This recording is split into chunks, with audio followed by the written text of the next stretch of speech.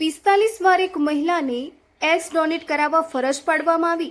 45 વાર હોર્મોનના ઇન્જેક્શન્સ, 45 દુઃખદ medical process, પણ આખરે તેનો પર્દાફાશ થયો. ભારતનો સૌથી મોટો ગેરકાયદેસર એગ ડોનેશન સ્કેમનો, જ્યારે અમુક બહાદુર પોલીસ અધિકારીઓની એક ટીમે હિંમત જતાવી. વર્ષોથી એક રેકેટ ગરીબ અને લાચાર મહિલાઓનું શોષણ કરી રહ્યું હતું, પરંતુ ફેબ્રુઆરીમાં ઠાણે શહેર પોલીસને એક બાતમી મળી. જ્યારે પોલીસે બદલાપુરમાં એક ફ્લેટ પર દરોડો પાડ્યો ત્યારે અંદરનું દ્રશ્ય આઘાતજનક હતું. ગેરકાયદેસર રીતે મહિલાઓને ફર્ટિલિટી હોર્મોન ઇન્જેક્શન્સ આપવામાં આવી રહ્યા હતા. તપાસમાં જાણવા મળ્યું કે આખી ગેંગ લાચાર મહિલાઓની લાચારીનો લાભ લઈ રહી હતી.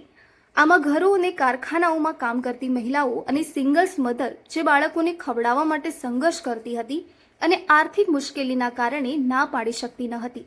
ભારતના એઆરટી એક્ટ મુજબ કોઈ પણ સ્ત્રી તેના જીવનમાં ફક્ત એક જ વાર એગ ડોનેટ કરી શકે છે, પરંતુ આ ગેંગે નકલી આધાર કાર્ડ અને નકલી દસ્તાવેજો બનાવીને આઈવીએફ ડોનર એજન્સી હોવાનો દાવો કરીને મહિલાઓ પાસેથી વારંવાર એગ્સ કઢાવ્યા.